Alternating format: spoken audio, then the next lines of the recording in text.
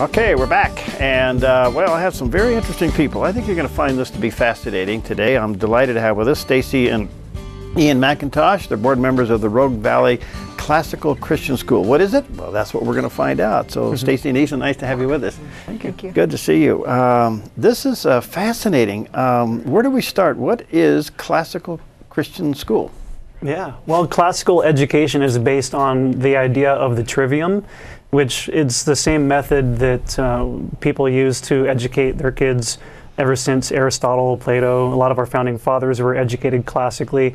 And the trivium is based on this idea that as little people develop into grown-ups, they learn differently. And so when they're young kids, their minds are like sponges, and they can just absorb insane amounts of data and facts. And so we use chants and songs and different sort of kinesthetic movement to help them absorb a whole bunch of information. And then when they get to the logic stage, then they begin to unpack that information and say, okay, how do I know if this is true or not? And that's when they become teenagers and they like to argue, right? And so rather than I just thought they were born that way. They knew everything. Yeah, well, and so like in the public school, they kind of do it backwards, and they say we want to pump them full of information when they get old enough to learn. But by then, that sponge is already hardening and they don't absorb as much. And so what we do is we say, now that you've learned all this information, let's teach you how to think critically and evaluate if something is true. So we teach formal logic, informal logic, fallacies, and they begin to argue well and actually decide whether or not if something is true. So in the logic stage, they unpack what has been packed in, they evaluate it, they look at it, and they determine it's true. And then in the rhetoric stage is when they begin to convince other people that it's true. So in the high school years, we say, okay, you've learned it, you've tested it, now express it. And so they become eloquent and they become able to fashion arguments effectively, and they learn a lot of figures of speech, and they form various theses and debates and arguments in public speaking. And wow. So yeah, our kids have grown up in it, and we're sold on it. We think it's great. It really is fascinating. We have a student right now that's in the logic phase, and it's a beautiful thing to look at him and say, it's good that you're questioning. You're right, a lot of the things that people say are completely untrue. Look for this, look for this, look for this. You can train them. You go not against the grain, but you go with how God has already made them to be in this stage of life, and they learn better that way. You know, this is so neat because we get a lot of responses to the programming here on the Dove, both radio and television, as you can imagine, just by the variety of things that we have on the air. But when you boil all the questions down, especially in today's culture with all of the mixed signals that are out there today, the Supreme Court's making a kind of a weird ruling and all of these things, the two questions that come out are, who can I trust and what is truth? Yeah. And so if you are teaching young people to question what is truth and then lead them the path to the scripture says when you know truth, it will set you free. Yeah. So when they connect with truth, then that spiritual dimension takes place. How did you discover to do this? What led you guys to do this? Well, in the beginning, it was an accident that we came upon this classical Christian school that's up in Vancouver, Washington. I was asked to come in and help do a music class, and my mom was a public school teacher, an excellent public school teacher, and I was raised in the public school, and I believed in the public school. I even at that time believed that I was well educated in the public school. I really thought that. So I kept my kids in the public school, and as I taught that year, we went to a Christmas performance, and the children of my son's school were doing a play throwing snowballs around the snowy tree. At Cedar Tree, the students were reciting by memory Luke chapter 2 in Latin, and they knew what they were saying. And I could not believe it. I could not believe it. And then the next class was reciting, a speech from Lincoln, and the next class was singing a song. Right, it was ridiculous. There was no comparison, and that was when we decided, I'm going to stop receiving a paycheck for being a teacher at Cedar Tree, and I'm going to put all of my children in and start paying them, begging them to educate my children with classical education. What a testimony. Wow. All right, so how is this getting started here locally? What's happening here? Well, it began with a vision in Mary Neal's heart. She's my mom, and full disclosure. And okay, Mary. I got the connection now. Yeah, but she was very passionate about it because she saw the effect in her grandkids. And God just wouldn't let go, wouldn't let her get away from this desire to see a classical school here in the Rogue Valley. And so it was really her vision. It started a couple of years ago, and she's been pushing it forward very faithfully. And she's going through all the paperwork and all the administrative side of it, and she's asked us to come alongside as more of the visionary leadership aspect of it, because we have some experience in classical education, and we can bring that to the table.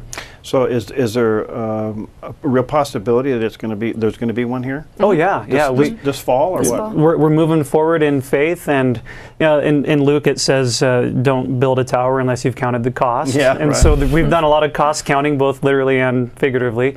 And we're moving forward in faith, knowing that if this is a house that God's building, then we won't be laboring in vain. And so we're working towards September 3rd being our first day of having classes. And wow. so we're going to be taking. Where does somebody sign up? Yeah. Well, we're going to be putting out applications for enrollment here pretty soon. We're looking for students and teachers right now. So if anyone's interested in helping out from a teacher aspect, or if they're interested in having their kids attend the school, then definitely contact us, or Mary more specifically, and then we're going to be putting together what that's going to look like practically. So it's real time. We're developing the plan as we see the people that God's bringing to it. All right, so they get a hold of your mom at PBC, or where? Or what's the contact number? Do we know? Yeah, it's 541-855-7052. 7052. 855-7052. All right, now coming back to, because both of you are teaching up there. Are both of you teaching there? Mm-hmm. Okay. They're at the classical school there in Ridgefield, Washington.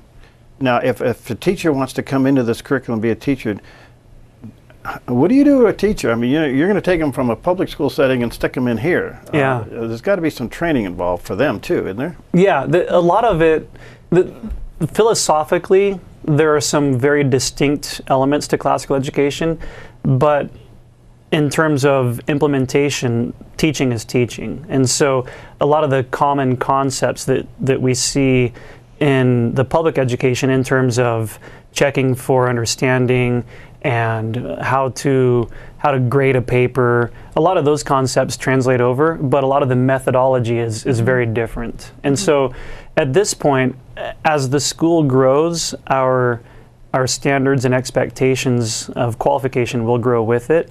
Right now, we're looking for someone that has a passion, and we're saying we will take that passion and we will help equip you to be able to teach classically. And so depending on what grade level they're teaching, there are different methodologies involved in that. But there is a training coming up in the beginning of August that we're inviting any interested teachers to come to. It's up in the Portland area. Stacie, now, how did you transition to this? Was it hard for you?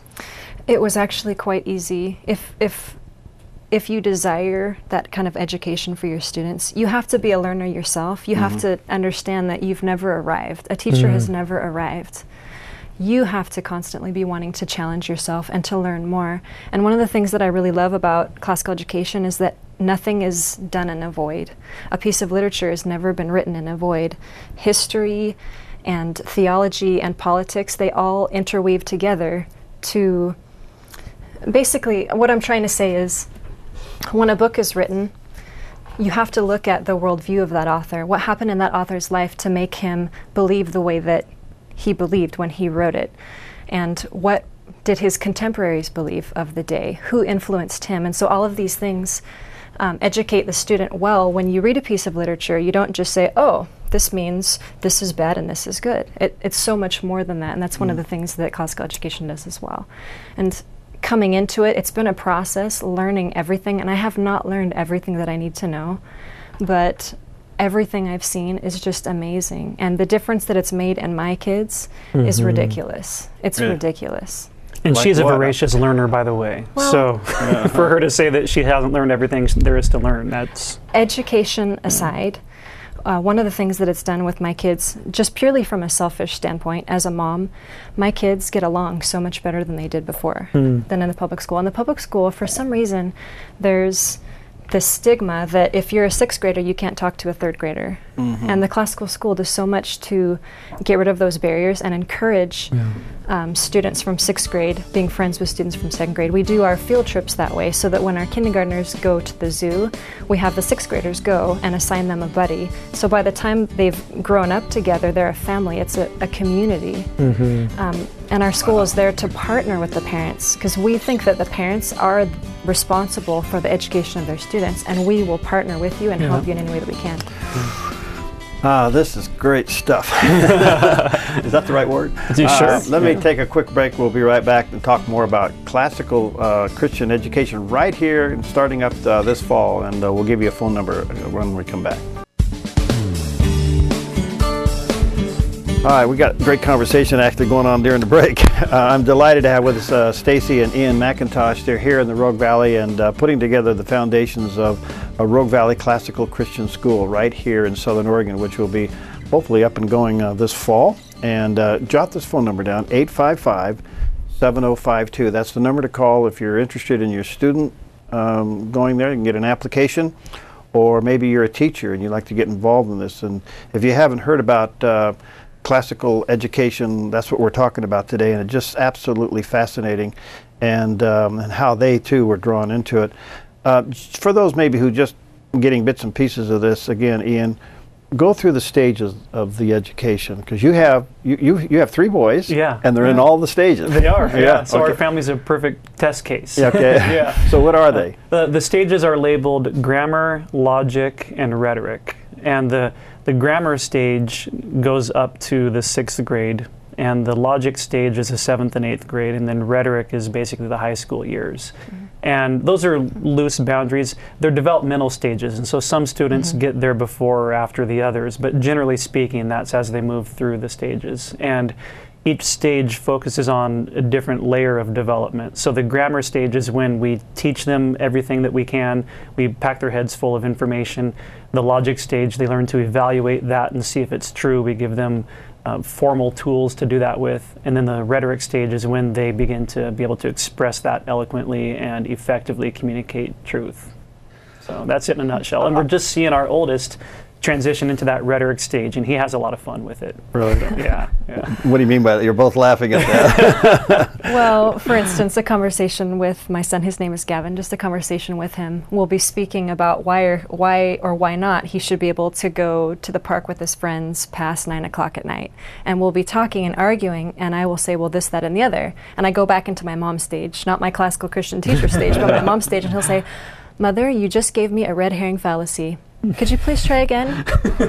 And I say, Really? Gavin, your logic is great. Say, but your ethos is not. Let's work on that. I said, keep going, but I need a little bit more ethos if you're going to convince me. Say, your pathos, those are the 3 parts of an argument. To be a good, successful rhetorician, you need to have logos, you need to have pathos and ethos. And I said, right now, your logos, way up here, but I need a little bit more ethos. So logos keep arguing.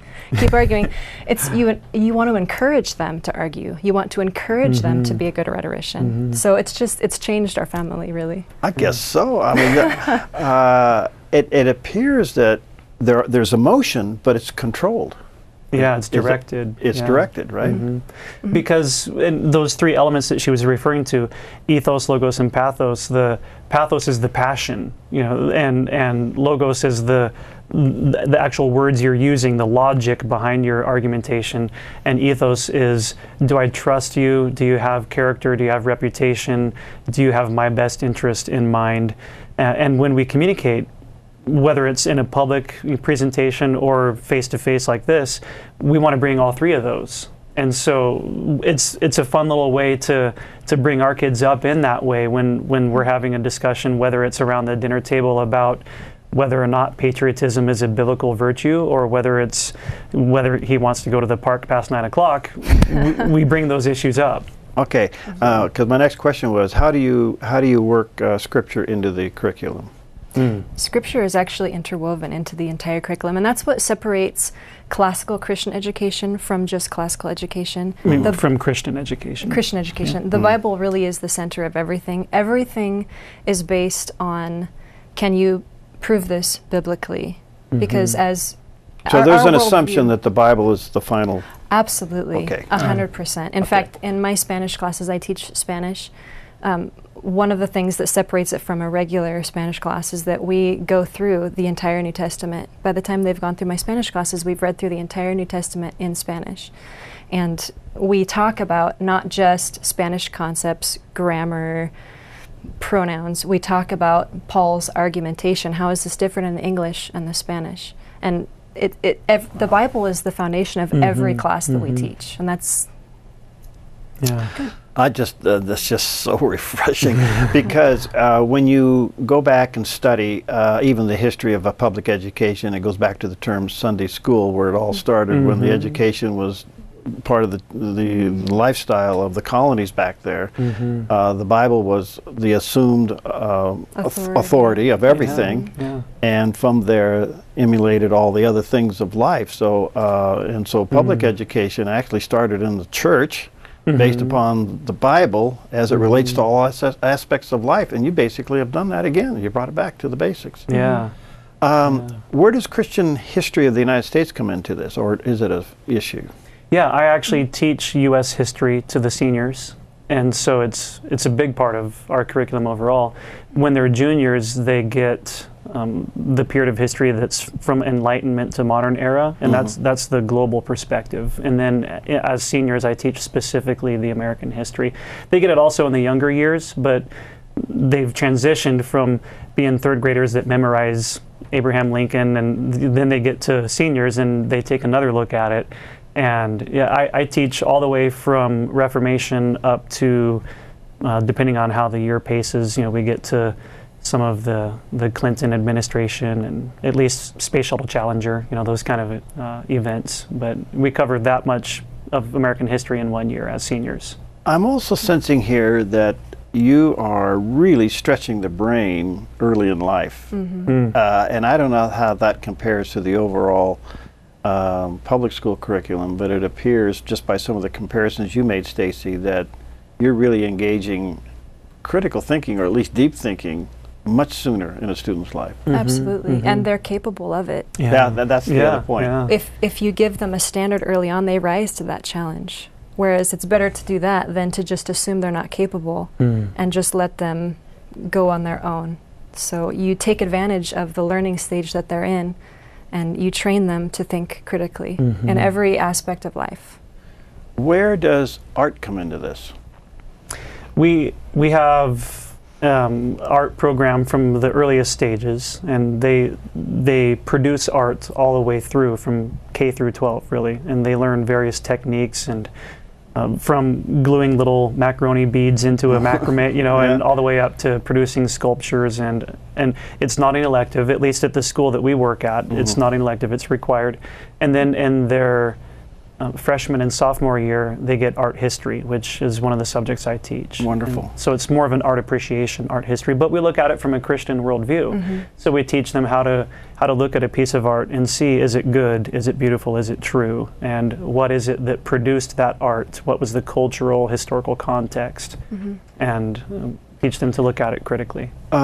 What do you do in influencing them for their college decision where they may or may not attend? Because we know the statistics of students going into college and walking away from their faith, and it sounds like to me that the classical trained Christian student has a far better chance of surviving that. Yeah, so two different issues there. Yeah.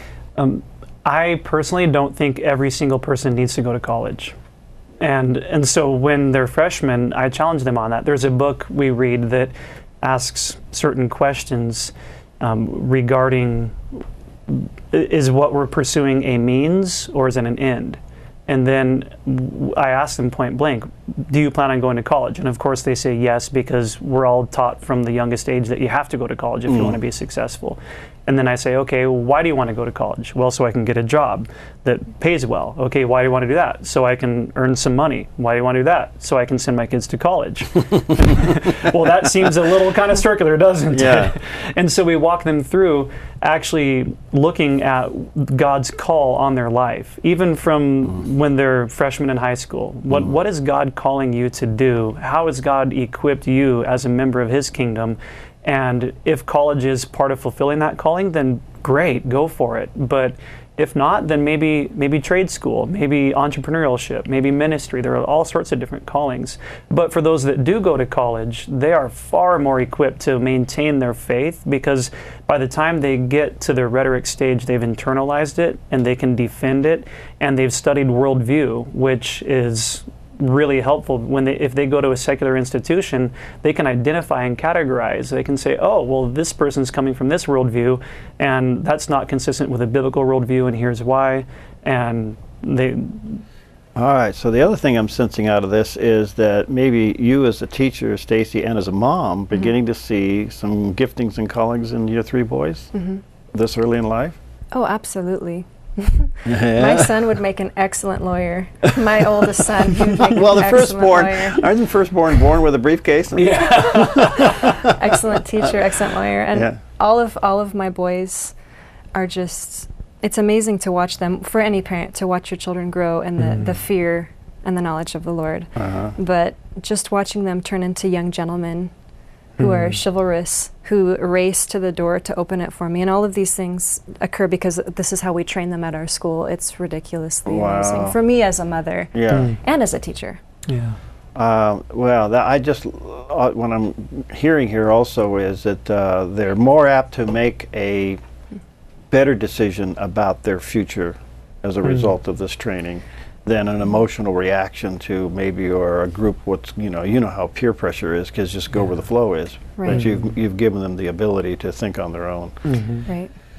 Fascinating. All right, we're just about out of time. Let me just reiterate. The Rogue Valley Classical Christian School is gearing up to start this fall. Do you know where it's going to be? Do we have a facility? We have a couple of different sites that we're looking at. Okay, all right. The phone number to get more information for application, and if you are a teacher and you want to maybe investigate being a part of this, give them a call, 541-855-7052. That's 855-7052. And I'm just thrilled with what I'm hearing. It fits with something I've been studying this week, and you confirmed the big thing in my own life here. But thanks so much for coming in. Let's stay in touch and let us know if we can talk more about it as we get closer to the fall. Yeah, that's great. Best to you, Ian and Stacie. And again, the number is 855-7052 for the Rogue Valley Classical Christian School. Okay, and that's 855-7052.